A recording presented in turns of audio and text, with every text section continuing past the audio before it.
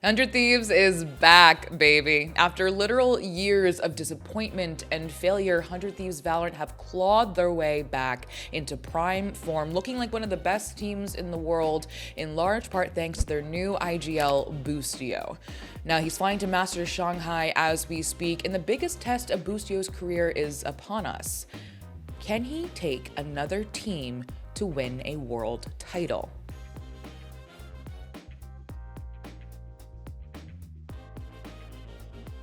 So when Masters Madrid finished, I think myself and a lot of other people were ready to call Sentinels the best team in the world. They looked fantastic. I was like, yeah, bet, send them to Shanghai. I'm ready to win it all, let's go. Well, they say heavy is the head that wears the crown, and it seems Sentinels were unable to hold that weight. And I mean that literally. The schedule just became too much. They were unable to innovate with new ideas, new comps, and just didn't have the energy to keep on being the world's top team.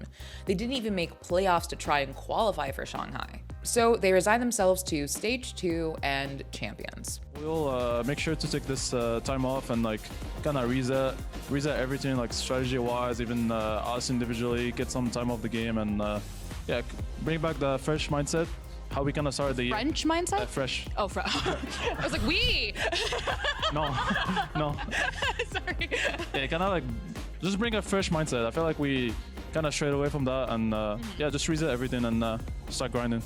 And the boys are in Cancun, so I guess a good reset starts with a nice pina colada on the beach. The thing is, while Sentinels looked in lackluster form, so did a lot of other teams. Loud, NRG, Cloud9, but not everyone looked bad.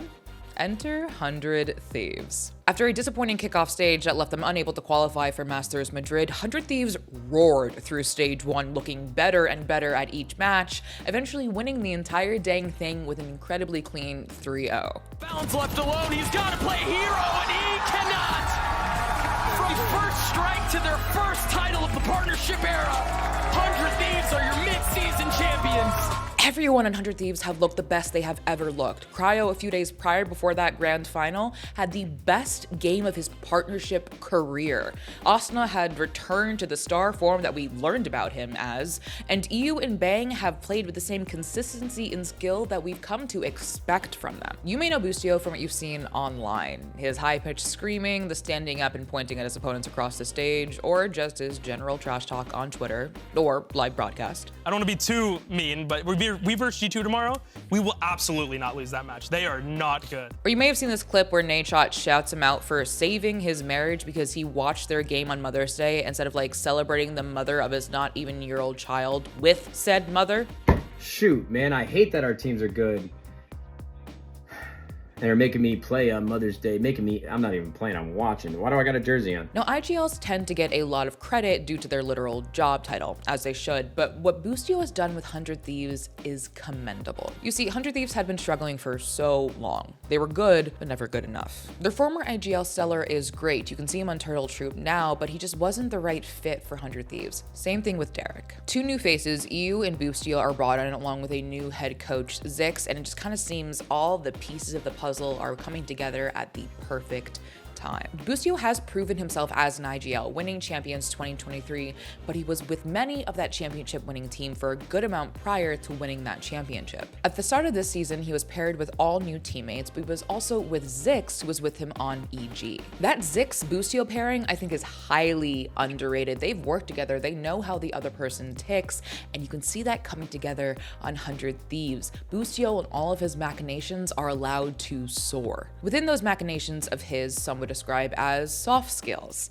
as a leader, lifting up and inspiring his teammates around him. I think one thing that Boosty does that no other IGL in this game can do is this energy that he brings. This guy just makes everyone around him confident. He puts everybody at ease. I mean, it's pretty insane, I'm not gonna lie. Boosty's probably the most valuable player in all of Valorant. Boostio plays with an unbridled joy and enthusiasm. His jovial nature can be seen when he is relentlessly trash-talking his opponents on stage, standing up and pointing at them, saying things that can't be repeated on broadcast.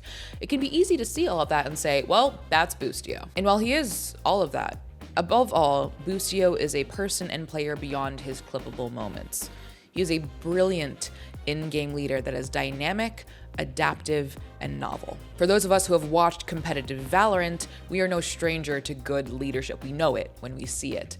Boostio is the epitome of a great leader, and he is damn good at what he does. And for what it's worth, he knows that. I was listening to your interview earlier where you said, you know, some of the best IGLs are Sadok, are Finesse, you know, being thrown Boaster, Mel, whoever. You understand you are in that group, right? Yeah, I am the best. Yes, there Yeah, you go. There we go. When we talked to his former coach, Potter of Evil Geniuses, she said that he was not an IGL to begin with. And he essentially went, sure, why not, when asked to be an IGL. None of his peers were like, Boosty, come IGL for me. Definitely wasn't in anything like that, but him as a human, he had always been playing sports his whole life, and how he interacted with his peers. He was already a leader in itself. He just probably didn't know that he was a leader. And so, you know, my conversation with him was, hey, you want to be our IGL? And he's like, sure. And I told him that, you know, you're already doing leadership quality stuff, so it just made sense. Boostio's biggest test of his leadership will be in Masters Shanghai, where this iteration of 100 Thieves will be facing international opponents for the very first time. I, as well as a large majority of the VCT America's fan base, have high confidence in Boostio and the rest of 100 Thieves' ability to do well. And so does Boostio's former teammate, Jajimo, who expects a pretty high placement. I have him in my top 3 right now. I'm trying to make my list still of who's gonna win Shanghai, but top 3 for sure. So Boostio? Simply show them how it's done. Just please do not get drunk while you're there. We need you making it home in one piece. On April 10, 2020, Nadeshot tweeted, playing in the 100 Thieves Valorant tournament this Tuesday, need for, reply below if you're interested.